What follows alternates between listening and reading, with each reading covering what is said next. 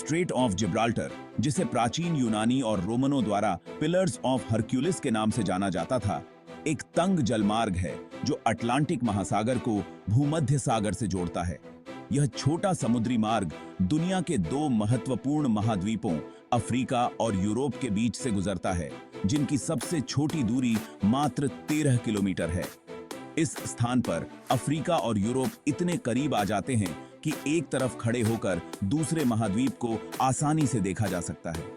बावजूद इसके अब तक इन दोनों महाद्वीपों को जोड़ने के लिए कोई पुल नहीं बनाया गया है। दोनों महाद्वीपों को जमीन से जोड़ने के लिए पिछले कई दशकों से अनगिनत प्रस्ताव दिए गए हैं। यह रास्ता काफी महत्वपूर्ण है क्योंकि इससे यूरोपीय संघ के 450 मिलियन और अफ्रीका के 1.5 बिलियन लोगों को जोड़ा जा सकता है।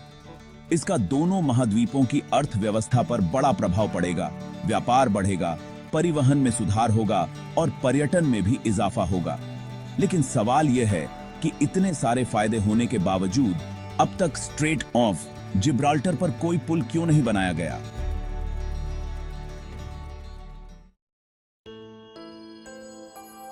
स्ट्रेट ऑफ जिब्राल्टर दो महत्वपूर्ण जल निकायों अटलांटिक महासागर और भूमध्य सागर को जोड़ता है। यह जल मार्ग लगभग 57 किलोमीटर लंबा है, जबकि स्पेन के टरिफा और मोरक्को के सिजिल पॉइंट से इसकी चौड़ाई केवल 8 मील यानी 13 किलोमीटर है। अगर गहराई की बात की जाए तो इस जलमार्ग की औसत गहराई लगभग 1200 फीट या 365 मीटर है। यह स्ट्रेट दिखने में जितना छोटा लगता है, इसकी अहमियत उतनी ही ज्यादा है। यह अटलांटिक महासागर और भूमध्य सागर के बीच एक प्राकृतिक मार्ग है। इसके विपरीत स्वेज नहर एक मानव निर्मित नहर है जो लाल सागर और भूमध्य सागर के बीच जहाजों के लिए मार्ग प्रदान करती है। स्वेज नहर की चौड़ाई बहुत कम है, जिसमें बड़े समुद्री जहाजों के फंसने का खतरा हमेशा बना रहता है, जबकि स्ट्रेट ऑफ जिब्राल्टर बड़े आकार के कार्गो जहाजों के लिए एक खुला मार्ग प्रदान करता है। यही कारण है कि यहां से गुजरने वाले जहाजों की संख्या भी काफी अधिक है।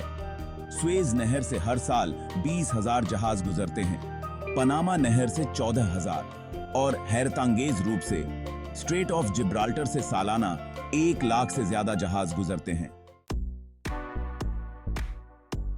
बहुत सारी कार्गो वेसल्स पश्चिमी गोलार्ध से कीमती सामान मध्य पूर्व, अफ्रीका और यूरोप तक लाती हैं। कुछ स्वेज नहर को पार कर एशिया और चीन तक भी जाती हैं। इसी तरह मध्य पूर्व से पश्चिमी यूरोप या फिर अमेरिका जाने के लिए भी जहाजों को स्ट्रेट ऑफ जिब्राल्टर से गुजरना पड़ता है। स्ट्रेट ऑफ जिब्राल्टर की समीपता तेल समृद्ध देशों के कारण यहां से तेल के जहाजों का गुजरना रोजमर्रा की बात है। एक रिपोर्ट के अनुसार प्रतिदिन लगभग 300 तेल के जहाज इस मार्ग से गुजरते हैं, जिनका मूल्य अरबों डॉलर होता है। सही कुकी जिनका किरात है। स्ट्रेट ऑफ जिब्राल्टर वैश्विक बाजारों के लिए एक महत्वपूर्ण व्यापार मार्ग है और इसी वजह से इसके आसपास के देशों की अर्थव्यवस्था भी इससे जुड़ी हुई है। स्पेन का एल जजीरा पोर्ट, जो यूरोप का सबसे बड़ा शिपिंग पोर्ट है, और मोरक्को का टंगेर पोर्ट भी तेजी से बढ़ रहा है। व्यापार और पर्यटन से मिलने वाले इन आर्थिक लाभों को देखते हुए बहुत से लोग हैरान हैं कि दुनिया के इन दो हिस्सों को जोड़ने के लिए अब तक कोई पुल क्यों नहीं बनाया गया। ऐसा नहीं है कि इस पर विचार नहीं किया गया। 1969 से अब तक कई परियोजनाएं और प्रस्ताव दिए गए हैं, लेकिन कुछ समस्याएं हैं जिनके कारण यहां पुल बनाना इतना आसान नहीं है। सबसे पहले इस पुल की लागत पर विचार करते हैं। अनुमान के अनुसार स्ट्रेट ऑफ जिब्राल्टर पर पुल बनाने की कीमत 5 अरब से 20 अरब डॉलर तक हो सकती है, क्योंकि यह पुल दुनिया के दूसरे बड़े पुलों की तुलना में अधिक कठिन होगा। सबसे बड़ी चुनौती यह है कि पुल को इस तरह डिजाइन करना होगा कि नीचे से दुनिया के सबसे बड़े समुद्री जहाज भी आसानी से गुजर सकें। अब सवाल यह है कि इस लागत को कौन उठाएगा? जाहिर है जो देश इस मार्ग से लाभ उठा रहे हैं उन्हें यह खर्च वहन करना पड़ेगा, यानी कि स्पेन और मोरक्को। लेकिन आज तक इन दोनों देशों की राजनीतिक नेतृत्व में कभी कोई समझौता नहीं हो सका। स्पेन का कहना है कि पुल से अधिक लाभ मोरक्को को होगा तो उसे अधिक खर्च उठाना चाहिए, जबकि मोरक्को चाहता है कि यह खर्च बराबर बांटा जाए। दूसरी समस्या पुल की व्यवहार्यता की है।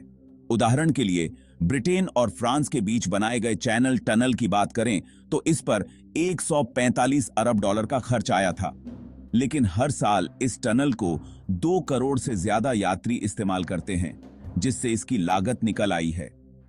स्ट्रेट ऑफ जिब्राल्टर पर अगर कोई पुल बनाया भी गया तो क्या वह अपनी लागत निकालने में सक्षम होगा? यह सवाल भी विचारणीय है। इसके अलावा पुल के निर्माण में सबसे बड़ी बाधा यह है कि स्ट्रेट ऑफ जिब्राल्टर टेक्टोनिक प्लेटों के मिलन बिंदु पर स्थित है, जहां भूकंप का खतरा हमेशा बना रहता है। मिसाल के तौर पर अगर यूके और फ्रांस के बीच बनाए गए चैनल टनल की बात करें तो इस पर 145 अरब यूएस डॉलर का खर्च आया था, लेकिन हर साल इस टनल को 2 करोड़ से ज्यादा यात्री इस्तेमाल करते हैं।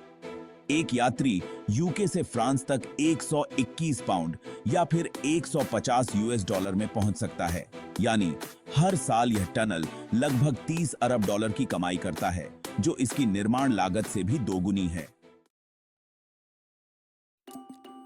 इसी तरह अगर स्ट्रेट ऑफ जिब्राल्टर पर पुल बना भी दिया जाए तो क्या यह पुल इतना कमा पाएगा कि इसकी लागत आसानी से निकल सके?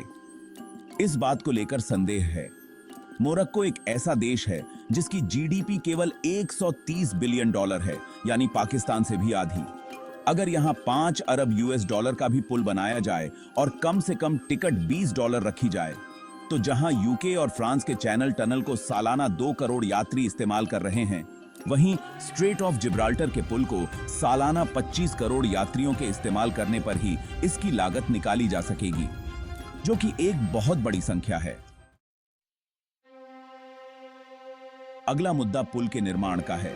जैसा कि आपने जाना कि स्ट्रेट ऑफ जिब्राल्टर शिपिंग के लिए एक बहुत व्यस्त मार्ग है। इसे ध्यान में रखते हुए यहां एक ऐसा पुल बनाना होगा जो इस यातायात को बाधित न करे। इसके लिए पुल की ऊंचाई काफी अधिक रखनी होगी, जो इंजीनियरों के लिए एक बहुत बड़ी चुनौती होगी।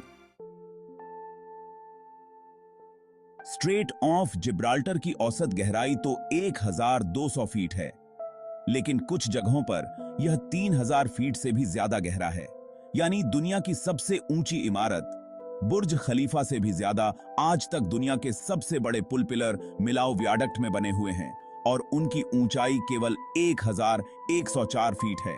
तो स्ट्रेट ऑफ जिब्राल्टर में 3000 फीट से भी बड़े पिलर, वो भी पानी के अंदर खड़े करना एक ऐसा काम होगा जिससे इंजीनियर घबराते हैं। इसके अलावा यहां के पानी में बहने वाले करंट एक जैसे नहीं हैं। महासागर के तल पर पानी पूर्व से पश्चिम की ओर जाता है और सतह पर पश्चिम से पूर्व की ओर, यानी अगर इतने ऊंचे पिलर यहां खड़े किए गए तो उन्हें दोनों तरफ से पानी के दबाव का सामना करना होगा।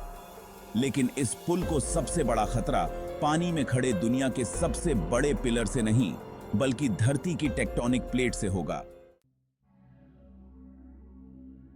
जी हां, हमारी धरती की पपड़ी विभिन्न हिस्सों में बंटी होती है, जिन्हें टेक्टोनिक प्लेट्स कहा जाता है, और ये हमेशा हिलती रहती हैं।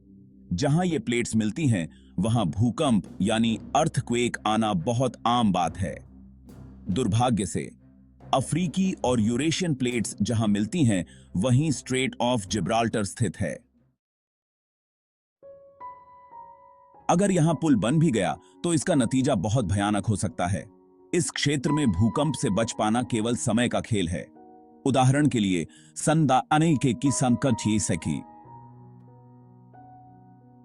सन के राती 1755 में लिस्बन में आए भूकंप का रेक्टर स्केल काफी ज्यादा था, जिससे पुर्तगाल, स्पेन और मोरक्को में भारी तबाही मची थी। इसी तरह सन की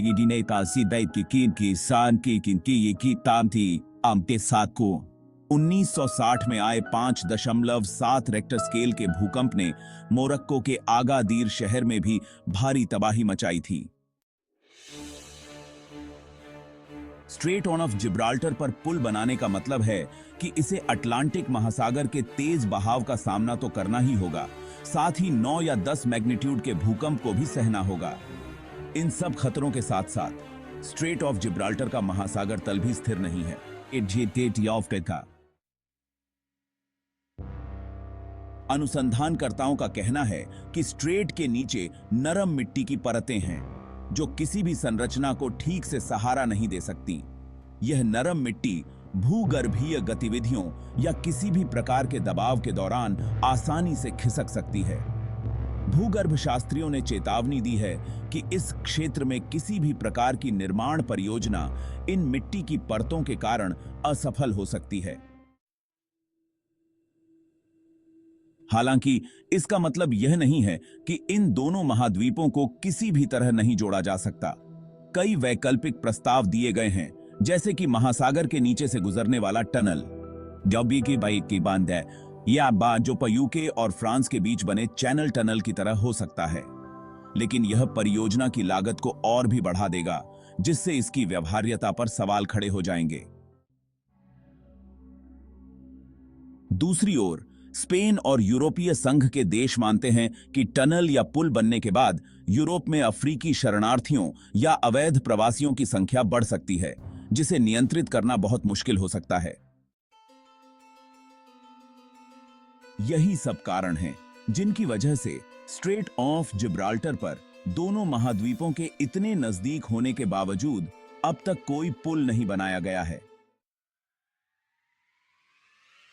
उम्मीद है जम टीवी की यह वीडियो भी आप सभी को पसंद आएगी। वीडियो को लाइक और शेयर करना न भूलें। आप सभी के प्यार भरे कमेंट्स का बहुत बहुत शुक्रिया। मिलते हैं अगली शानदार वीडियो में।